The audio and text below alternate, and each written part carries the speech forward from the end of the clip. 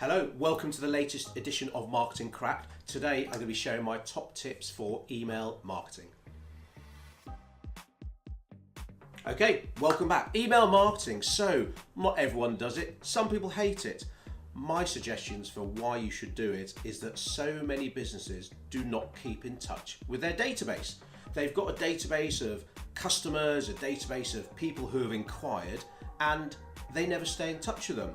Now, it's not our customers' job to do business with us. It's our job to remind them why they chose us in the first place.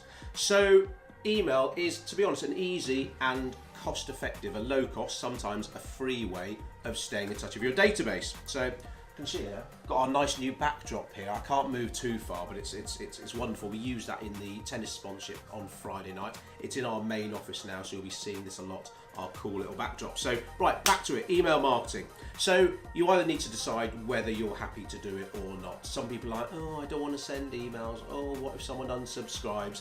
And you have to get over that. Now, we talked about that in a recent video about how so many nice business owners have a fear of being too visible, and yeah, you've got to get a balance right. Absolutely, you can't be sending out content 50 times a day, but if you're not staying in touch with your contacts regularly enough, they will probably forget about you, forget about the benefits that you offer.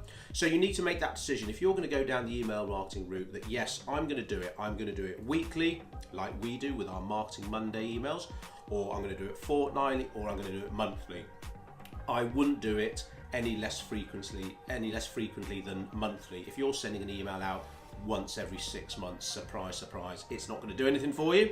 So get your list, have a look at your list and make sure, right, are these people, have I got a legitimate interest to stay in touch with them? You've got to be careful of GDPR, those good old days about going off networking, sharing a bacon bap and harvesting business cards and then adding to your list. They're long gone. Some people might say, no, if you meet someone, you're chatting, you get their business card, sure, add them into the list. They can always unsubscribe if they want. For us, we'd rather have that positive opt-in. So what we've done, we've created a URL that we can drive people to, which you do through a Facebook ad, and literally they go there, oh yeah, I'd like to receive that news, and they fill out their name and email address, tick the box, and there we go, it's all done. So it's just best to do it right, which not many people like being approached cold. So you get this a lot on LinkedIn now, that someone sends you a connection request and you think, oh okay, they look pretty cool, I'll connect them, and straight away, bam, you get an automated templated message saying, oh, thanks for connecting, I offer mortgages, if you want to talk to me about mortgages, blah blah. Now, I'm not saying that's wrong. I believe in spending a little bit more time and effort and putting the personal touch in, but you've got to be aware that some people get really wound up about it, and to be honest, they need to get over themselves a bit. If someone sends me an automated message, I'll read it, I'll just delete it. It's taken me 5 seconds. It's not something to like go and have a massive turn on LinkedIn about. Some people then, will complain on LinkedIn saying, isn't it annoying when I get so many messages? It's like, well, you just spent half an hour writing that, and then you're going to spend the rest of the day engaging with everyone who's commenting saying, oh yeah, I hate that too. I think you've got something better you can do with your time. But anyway, I digress. So we would advise not using a cold list. So you've got your list built, you need to have upload them to a legally compliant email system. We will use MailChimp, we'll use Constant Contact, we'll use Sendinblue, but basically it's a way of mass emailing people, all on brand, and obviously you can design it so it's got the right fonts and the right colours to suit you, all the necessary contact deals, and of course, most importantly, the opt-out. So if people want to unsubscribe, they literally click the link and they'll never hear from you again. So I've got to say, that is one thing that does annoy me, when people send me unsolicited emails using something like Outlook and there's no way of unsubscribing. And even if they write at the bottom, please reply with unsubscribe in the subject header, that's just so unprofessional. So do it properly. And something like MailChimp, it's free up to, I think, 2,000 subscribers, so worth having a look. Now, before you spend time looking at what you're going to say, think about your email subject header. You could have the sexiest, most interesting email in the world, but if no one opens it up, it's a waste of time. So we put quite a bit of thought and time into, right, what should we put as the email subject header? So when someone comes into work in the morning, turns on their computer, and they've got 100 emails, yours needs to leap out at them. So you might want to try using emojis, although that can attract spam filters.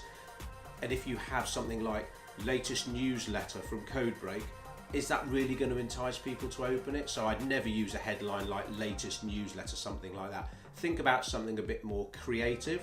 Again, don't spend a whole day coming up with a new header, but just think outside the box a little. That's very important to think, oh, I wonder what that's about. Click, and there we go. So we tend to advise using a personalised greeting. So when someone's opened up their email, it says, Dear Bob, Dear Emily, Dear John, rather than greetings or good afternoon. It's just that nice little personal touch. And if in any piece of copy, the word that's going to leap out at someone is their name. So if we're sending direct mail, for example, if we're sending letters out to prospects and we're sending a letter to Bob, it will be Dear Bob, but then we'll have the word Bob dotted throughout the copy, and that's a really good trick if you're doing direct sales letters. So think about your content, very important. You don't need to write War and Peace, although if you do have something interesting to say, people will read it all. It doesn't have to be just 2 lines, but we'd either say go with text or go with a short amount of text and a video. So what I mean by that is, if your main driver for sending an email is for people to watch a video that you've got embedded in that email, don't explain what that video is all about. If you're saying, oh, today in the video below I'm going to be talking about how to design a website, and our top tips would be, number 1, make sure it's mobile responsive, number 2, use it. No, you explain all that in the video. You want to hook them in. So literally 1 or 2 lines, encourage them to watch that video. So that's a really good top tip. Or like I say, go with text only. And then obviously you sign off and then you schedule it. And there's lots of different conflicting reports about when the best time to send an email is. But to be honest, an email sent is better off than an email that's in your draft folder for months because you haven't got around to thinking of a headline. You're not sure what message you want to say. It is consistent persistence. Now I know I've mentioned that loads, but you just got to do it. It might not be 100% perfect 100% all of the time, but if you're there in a balanced way, staying in front of your target audience, so you've got an email going out every week, maybe you're doing a post on LinkedIn every day, maybe you've got a Facebook ad running, maybe you're sponsoring an event every so often, maybe you're associated with a charity. It's all those different marketing pillars that will really prop up your business.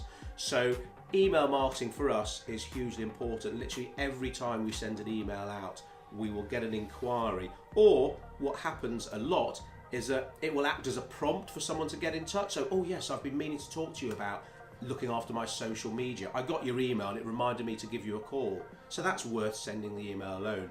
So depending on what industry you're in, depending what kind of time commitment you can make, those are hopefully a few interesting rules to follow to ensure you get the most out of your email marketing. So, hope you enjoyed that. I'll see you soon for another edition of Marketing Cracked.